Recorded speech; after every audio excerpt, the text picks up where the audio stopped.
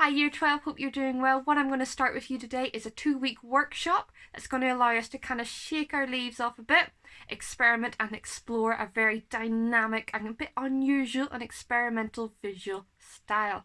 Now this won't directly apply to some of your projects. Bonus points if you can. Ned and Poppy, you should be able to squeeze this in quite easily. However, it will give you marks in experimenting and exploring different styles, mediums and techniques. And what this is film noir. Now, film noir, in the name film, cinema, and noir, literally translating to black film. This is quite different as opposed to traditional Hollywood movements and ideas, and that it's not actually a genre. A lot of times when you think of a type of film, it is known as a genre. So you think of your sci-fis, you think of your romance, you think of your thrillers.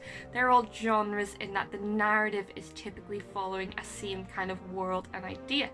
Film noir, although it does have similar narratives in that it's usually following a very cynical underbelly of society, it's more characterized by the visual development of the visual treatment of the film, how it visually looks and has that kind of mood to it. This movement would go on to inspire the French New Wave movement, what we studied previously. The French were very much enamored by this dark, contrasting, seedy, abstract compositions that the film noir put forward. And it went on to inspire neo-noir, which still remains a very popular visual aesthetic and style to this day. Quentin Tarantino is incredibly inspired by film noir, as is Scorsese, and blockbusters such as John Wick, The Girl with the Dragon Tattoo, one of my favourites, Zodiac, and the absolutely beautiful Blade Runner 2049 are all neo-noirs. They're all this very new take on this film noir. Film noir itself was inspired by German expressionism through films such as the incredibly wacky and beautiful Cabinet of Dr. Caligari. I highly recommend you watch this if you get a chance. It is striking. Nosferatu, which is famous for the Dracula kind of silhouette that we all just know instinctively because it's been parodied so much. And one of my favourite films, Metropolis by Fritz Lang. Now you may think, why was this Hollywood style influenced by German expressionism? There's a very direct correlation to this. In the 1920s and 1920s, German expressionism was rising up in Germany as a response to the First World War and to the horrors and the uncertainty and the kind of pain and frustration a lot of these German people felt. Now, as it got into the 30s, they saw Nazism rise, they felt this kind of uncertainty go in their own country, and they emigrated. They were allured, inspired by this illustrious Hollywood that they saw over the pond that was making all these beautiful, bright, bold films, and thought, I can do something over there. I can't do this in my home country right now. I am being stifled, but over in Hollywood, I can make my own vision work. I can make these films. So, lots of Germans emigrated to Hollywood. And with that, they brought their own culture, their own visual aesthetics, and they brought German expressionism over into the Hollywood fold. And whenever you look and you compare these early German expressionist films alongside the later film noirs of the 40s and the 50s, you can see direct references to kind of shapes and lines and contrast and abstract compositions that they used in order to not just film a story, but tell a story, to embody a mood, embody a feeling, and really take you on a visual trip as opposed to a narrative trip. So these German immigrants came over to America. Whenever they came over, World War II was just kind of beginning. And there was a whole period of Hollywood history during World War II in which the government very much controlled the output of films. And this included works such as Walt Disney, who couldn't produce his normal animated affair and instead had to produce propaganda. And as such, production companies couldn't create the films or license the films they wanted to. Now that's a whole other section of Hollywood cinema we're not even going to concern ourselves about, so let's focus on post-World War II. America, post-World War II, was a very strange place. They won the war, there was a lot of pride, but there was also a lot of paranoia, and there was a lot of uncertainty about the future. McCarthyism and communism was a huge secret underlying threat that a lot of people feared, and it was an intrinsic counterpoint to the American point of life.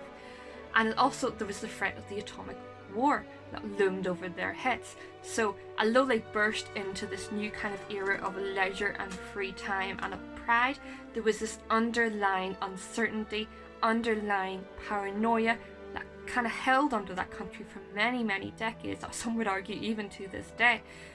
And this pessimism of this country, this bitterness in America, manifested itself into paranoid, dark shadows and shafts of ebbing light that we see in film noir. So visually, film noir was known for the high contrast between the black and the white. The black was black, it was deep, dark shadows, and the light was very light. It was high lights, and there was very little tonal range in between these two. This high contrast lighting was often shafted and fragmented by things like shutter blinds, just objects in a scene that would obscure them, using source lights in a scene with light bulbs that would cast these very high shadows across. They loved to experiment and create lines and shapes with their light to fragment across the bodies and the scenes of their characters. They also used the camera to kind of skew the environments, and they may place it in unusual ways, or they would tilt it altogether, skewing the environment and encapsulating this idea of madness in characters, madness in humans. They also like to unbalance the compositions to kind of unbalance and unsettle the audience. Another technique was the deep depth of field. This would allow the camera to pick up every single little detail throughout a scene, from the closest front of the camera to the furthest thing away from the camera, which really heightened the depth, the realism and the grittiness in these films. And finally, film noir loved to use smoke, usually cigarette smoke, that created these mid-tones in the air, this haziness and this natural ooziness that came across on the film.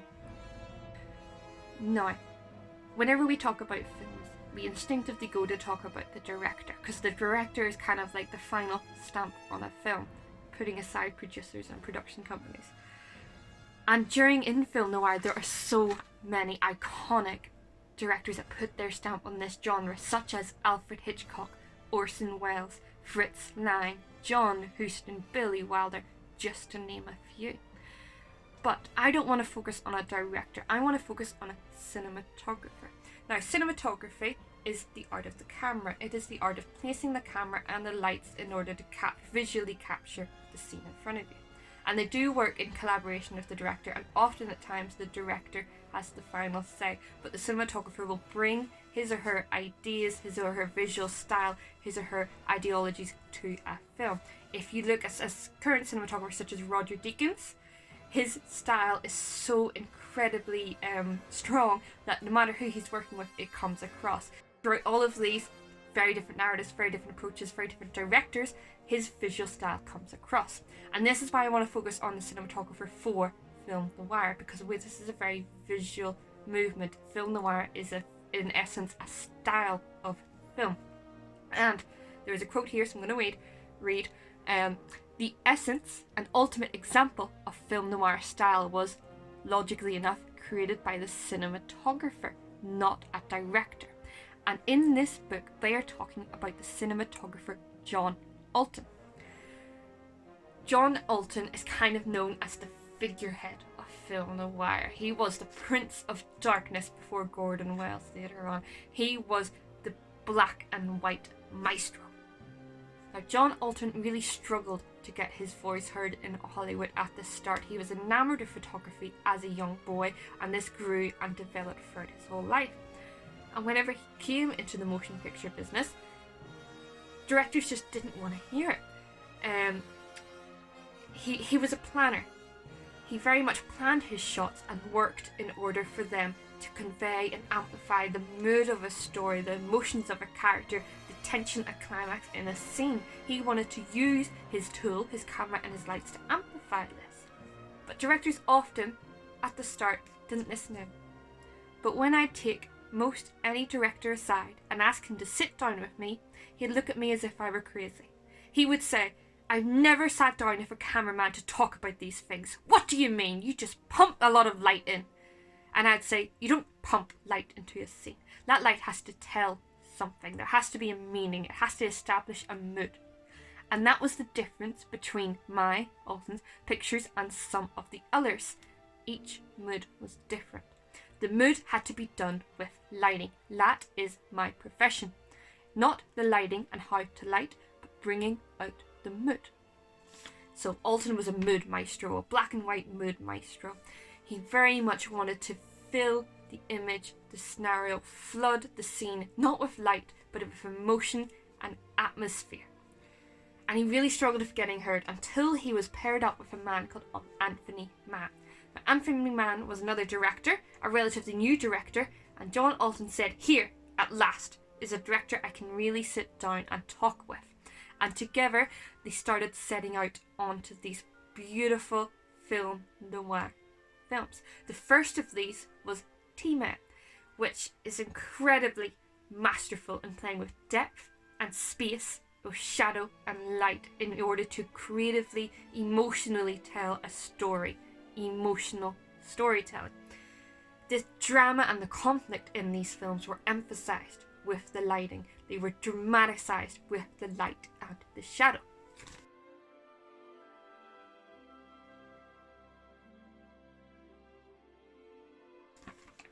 Now this takes me on to our tasks for today. First of all, half a page film noir. Tell me a little bit about what it is, but most importantly, describe what it looks like for me using your formal elements, using your knowledge of those artistic language techniques and all that yummy goodness that gets you all those extra good marks. So in film noir, they used high contrast to create these very stark tones that made these shadows very dark and these highlights very bright. And in these dark tones, in this light play, they created lines through using objects and different kind of techniques to fragment their light. And these lines created angles, often diagonal angles. Remember, diagonal angles, dramatic diagonal angles created through line by the light that created tone. It all fits together. Also consider the space. Now, cinema is the capturing of space. The camera can move, people can move within that space, and that's what kind of gives it that little bit of difference to still photography. Still photography, the space is stuck, it is structured and it is fixed.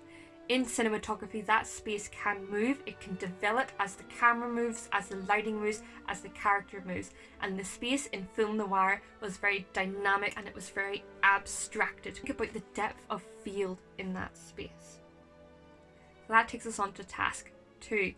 So for task 2, I want you to pick one frame, one still from one of Alton's films. I've made this easy for you. In the assignment, you will see a document, Alton Cinematography. In this document, I have got screen captures from 3 of his films. Take any one of these screen caps, and I want you to draw this frame in the remaining half of your page. Now, I would prefer, if possible, for you to use charcoal and chalk. Why? Because charcoal is black and chalk is white. Black and white. This is very much a black and white filmic style, filmic imagery, and I want you to play with that idea of shadow and light. And why do I want you to draw this? To get you to really look at where the shadow and where the light is in this screen grab, in this film, in Alton Cinematography. If you do not have if you do not have charcoal and chalk available, consider a fine liner with some water to get some very inkiness. Consider marker pens. Consider anything that will give you really dark blacks. Even paper cutout would be absolutely very interesting and fantastic. Kind of push yourself to think, how can I draw this down in a unique way? And finally, step 3, create a lighting setup for this scene. As I said, John Alton was a planner. And what cinematographers do, they get a script and they plan out how that script is going to be visualized through something we've looked at before, which is storyboards, and also through what we're going to look at today, which is lighting plans. Now, lighting plans can be as crude or can be as detailed as the cinematographer wants, and they are essentially a floor plan of the set. The main attributes that they will include are the camera, the actors, and the lighting. Apart from that, they can include the props, they can include the walls and the doors and the windows and the other sets and everything else. That's all additional information. The core information is the camera, the actors and the lighting. And I want you to create a lighting setup for this scene that you have chosen. Now there is a fantastic app which I use at university called Shot Designer. It is free on your phone and it allows you to create these scenes and setups and looking at different types of lights and everything. If you can't get access to this, a hand-drawn lighting setup will be fantastic.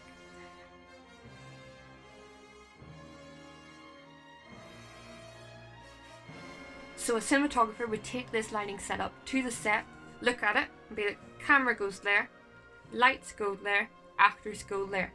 And that tells them exactly where they need to place things in order to get that exact look. So what you need to do is have a look at your still and really interrogate it. Think, what kind of light is that?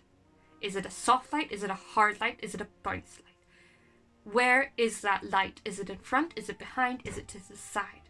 Is that light interacting with anything else? And I need you to plot a lighting setup for this scene to the best that you can. Now, you're not doing the scene, you're not John Alton. I don't expect you to know how this scene was made. I just need you to interrogate it using your knowledge to think, if you were going to recreate this scene, where would you put your lights? Where would you put your camera? And that's it. So my voice is going now. It's a bit dry, it's a bit heavy. I've got a lot of edits in this because I cannot talk to a camera. I hate it. You know I can barely talk in person, so this is extra foreign to me. I'm usually behind the camera, not in front of it. So film noir, half a page. Describe what it looks like using those formal elements. John Alton screen grab. Draw it using any kind of medium you want, preferably, if you can, charcoal and chalk. And finally, a lighting setup of that scene. This is our introduction to film noir, to kind of interrogate what it looks like and how it looks like in that. And we're going to go on to actually create our own film noir inspired art pieces. So, my voice is going. I need a drink desperately. If you have any questions at all about this task, email me, post on Teams. I'm always there to help you out. And please keep both myself and Mr. Greenoff updated with how your project is progressing. No email, no update is too small for us to know about. Hope you all are very, very well, and hope you all enjoy Mr. Greenoff's in-person class. I wish I could be there, but alas, this is the time we are in. Stay safe, stay happy, stay healthy, and stay in touch. See you soon.